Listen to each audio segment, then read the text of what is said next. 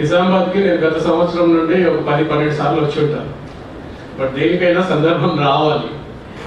So ముఖ్యంగా మేము 33 జిల్లాల్లో ఈ రోజు వరకు దాదాపు 20 జిల్లాలు పర్యటించడం జరిగింది.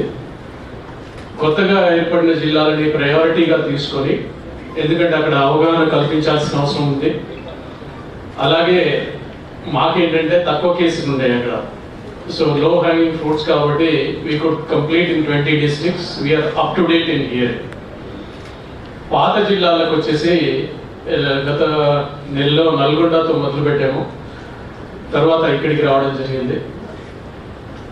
పాత జిల్లాల్లో అవగాహన ఎక్కువ ఉంది, అలాగే కేసెస్ కూడా ఎక్కువ ఉంటాయి కాబట్టి కంప్లీట్ చేస్తామని అనుకుంటలేము. ఈరోజు దాదాపు 50% కేసులు పరిష్కరించి వెళ్ళాలని అనుకుంటున్నాము. దాని లేకపోతే మీరు రాయించి సమాచారం ఇవ్వాలని చెప్తుంది. అర్థమైందా? సో అంత యాంటిసిపేషన్లో ఇది తయారు చేయడం జరిగింది. I commit to the details. ఈరోజు 1,00,000 మంది మన రాష్ట్రంలో లబ్ధి పొందుతున్నారు సమాచారం. సరే, దాంట్లో అన్ని రకాలుగా ఉన్నారు, ఆ పాయింట్ కూడా చెప్తాను.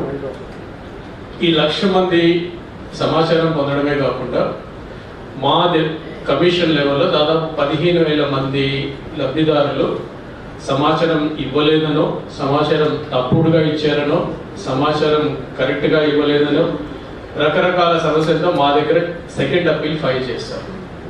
ఆ సెకండ్ అప్పీల్ కేసెస్ మాత్రమే మేము హియరింగ్ కండక్ట్ చేసి దాంట్లో whatever is possible we give the judgment order. రాష్ట్రంలో ఇది పరిస్థితి అయితే దేశంలో దాదాపుగా 25 లక్షల మంది ప్రతి సంవత్సరం అప్లికేషన్స్ ఫైల్ చేయడం జరుగుతుంది. దాని కింద లబ్ధి పొందడం జరుగుతుంది. ఇది ఎలా మొదలైంది, దీని ప్రాముఖ్యత ఏంటి అనేది దేశాల గోపాల్ గారు చాలా క్లియర్గా చక్కగా ఎక్స్ప్లెయిన్ చేశారు. ముఖ్యంగా ఏంటంటే ప్రభుత్వంలో పారదర్శకత తీసుకురావడము, అకౌంటబిలిటీ తీసుకురావడము,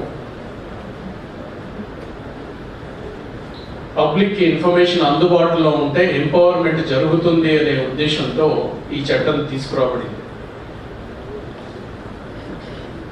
ఈ ముఖ్య ఉద్దేశాలు మీరు సిటిజన్స్గా ఆలోచిస్తే మీ అందరికీ ఇంపార్టెంటే. మీరు పిఐఓ ఆలోచించినప్పుడు కొంచెం ఇబ్బంది పడతారు, బట్ కొంచెం సేపు మీరు సిటిజన్ మూడ్లోకి వెళ్ళిపోండి. సిటిజన్ మూడ్లోకి వెళ్ళినప్పుడు every point you will appreciate. 1947లో మనకు స్వాతంత్రం వచ్చింది, అవునా? ఈ చట్టం వచ్చింది 2005లో, అంటే దాదాపు 58 సంవత్సరాలు. 58 సంవత్సరాలు ప్రజలకు ఏమైనా ప్రభుత్వాన్ని ప్రశ్నించే హక్కు ఉండిందా? మీరే ప్రజలు అనుకోండి. ప్రస్తుతానికి ఇంకో 10 నిమిషాల వరకు నేను మాట్లాడేది అదే మాట్లాడతా. మనం సిటిజన్స్ అయినప్పుడు 1947లో స్వాతంత్రం వచ్చిన తర్వాత 2005 వరకు ప్రభుత్వం ఆఫీస్కి వెళ్ళి ఏదైనా ప్రశ్నించడమో సమాధానం తీసుకోవడమో చట్టపరంగా ఉండిందా? ఏదైనా అవకాశం ఉండిందా? సో 2005లో ఇది చట్టం వచ్చింది. ఏమని వచ్చింది?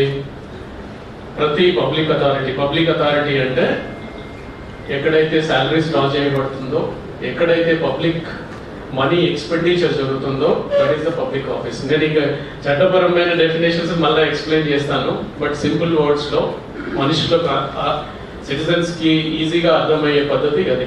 ఎక్కడైతే శాలరీస్ డ్రా చేయబడతాయో, ఎక్కడైతే పబ్లిక్ మనీ ఎక్స్పెండిచర్ జరుగుతుందో అది public authority nothing but public office, అవును. సో ఆ ఆఫీస్లో తప్పనిసరిగా ఇన్ఫర్మేషన్ పబ్లిక్కి అందుబాటులో ఉండాలి అనేది ముఖ్యమైన విషయం.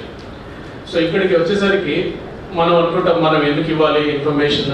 వాళ్ళు అడుగుతున్నారు కదా, చట్టం ఉంది, 20 సంవత్సరాలు అయింది చట్టాలు చాలా ఉన్నాయి అనే అపోహ కూడా ఉంటుంది, అవును. సో దీంతో ఏంటంటే ముఖ్యంగా ఆఫీస్లో ఉన్న information belongs to public. First fundamental principle. You are the only custodian for the time being, and that custodian also changes every 3 years.